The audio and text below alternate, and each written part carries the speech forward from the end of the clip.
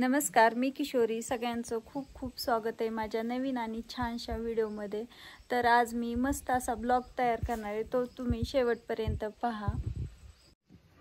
आमच्याकडे 4 वाजले की पाऊस भरपूर येतो आणि अजून पण पाऊस येतोय. म्हणून पावसाच्या अगोदर इथं गाईसाठी आणि म्हशीसाठी चारा आणून घेतलेला आहे. इथं कुट्टी पण बनवलेली आहे. तर मी आता गाईला कुट्टी टाकून घेते.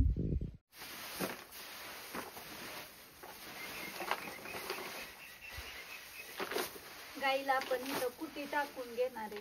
कॅरेट भरून कॅरेटने टाकते आणि कॅरेटने टाकायला सोपी जाते म्हणून कॅरेटने टाकत असतो.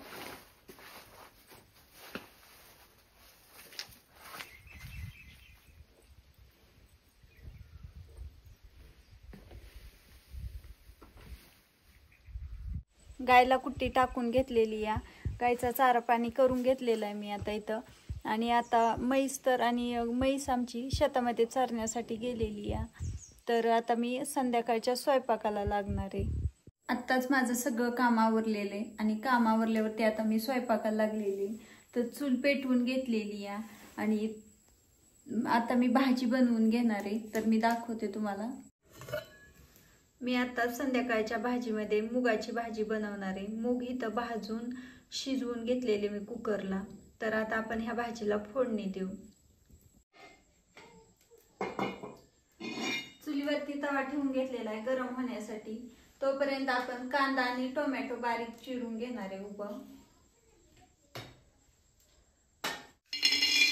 तवा गरम झालेला आहे. शेंगदाणे भाजून घेऊ. शेंगदाणे आपल्याला लाल खरपूस होईपर्यंत भाजून घ्यायचे.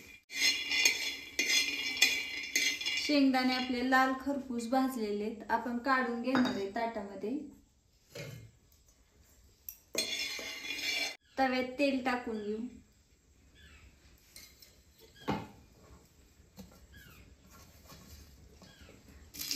कांदा भाजून घ्यायचा आहे.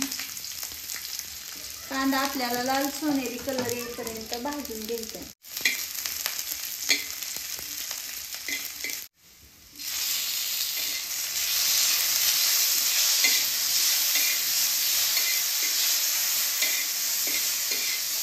टोमॅटो पण आपल्याला छान मस्त परतून घ्यायचं आहे. तरच आपल्या भाजीला चव छान लागणार आहे. टोमॅटो आणि कांदा छान मस्त भाजी तळून घेतले तेलामध्ये. आता ताटामध्ये काढून घेऊ आपण.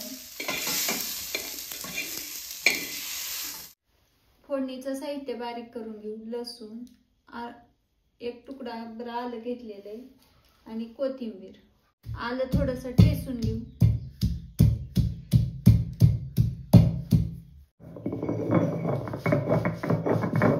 बारीक झालेले काढून घेऊ ताटात. टोमॅटो आणि कांदा आपण बारीक करून घेणार आहे अगोदर.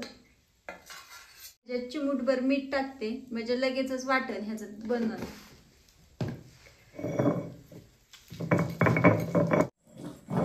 अशी वाटून गाठून जर भाजी बनवली ना तर छान लागती चवीला पण. आणि त्याच्यामध्ये चुलीवरची म्हणल्यावर तर अजूनच जास्त चव लागती.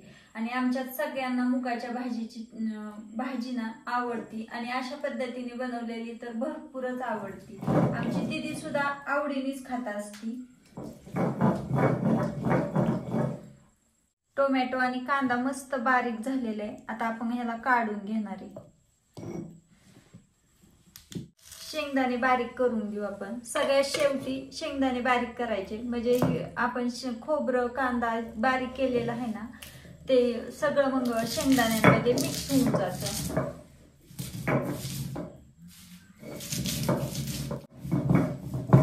शेंगदाणे तर बारीक झालेले. आता काढून घेणार आहे ह्याला. आता आपण भाजीला फोडणी देणार आहे. चुलीवरती कढई ठेवून घेते. कढई गरम होऊन द्यायची. कढई गरम झालेली आहे. तेल टाकून घेऊ. तेल आपल्याला कमी जास्त आपल्या नुसार टाकायचं. मी इथं 1.5 पळी तेल टाकून घेतलेले. तेल गरम होऊन द्यायचे. तेल गरम झालेले. मोहरी टाकून घेऊ. अर्धा चमचा मोहरी टाकलेली आहे. मोहरी आपल्याला छान तडतडून द्यायची. मोहरी छान तडतडलेली आहे. जिरं टाकून घेऊ. जिरं पण छान फुललेले. कढीपत्ता टाकून घ्यायचा.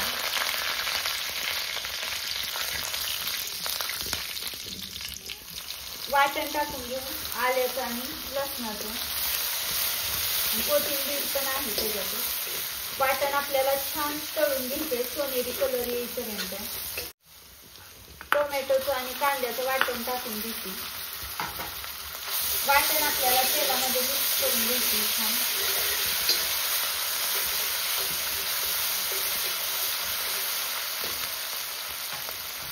सुके मसाले टाकून घेऊ आपण ह्याच्यामध्ये। लाल मिरची पावडर 1 चमचा, धना पावडर अर्धा चमचा, अर्धा चमचा कच्चा मसाला, ठेवणीतलं तिखट 1 चमचा आणि थोडीशी हळद। मसाले आपल्याला छान तेलामध्ये परतून घ्यायचे।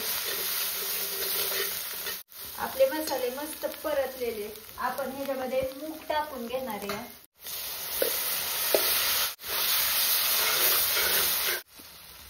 पाणी ओतून घेऊ आपण। आपल्याला जेवढी भाजी पाहिजे ना तेवढं पाणी आपण टाकून घेणार। शेंगदाण्याचं कूट टाकून घेऊ आपण ह्याच्यामध्ये। चवीनुसार मीठ टाकून घ्यायचं। भाजी मिक्स करून घेऊ। आता आपल्याला ह्या भाजीला एक दणकून उकळी काढून घ्यायची आहे। मस्त अशी आपली इथं आमटी तयार झालेली आहे, तुम्ही बघू शकता। एकदम तरीदार, खूप छान आणि खाण्यासाठी पण। व्हिडिओ जर आवडला असेल तर व्हिडिओला लाईक करा, चॅनेलला सबस्क्राईब करा। व्हिडिओ पाहिल्याबद्दल धन्यवाद।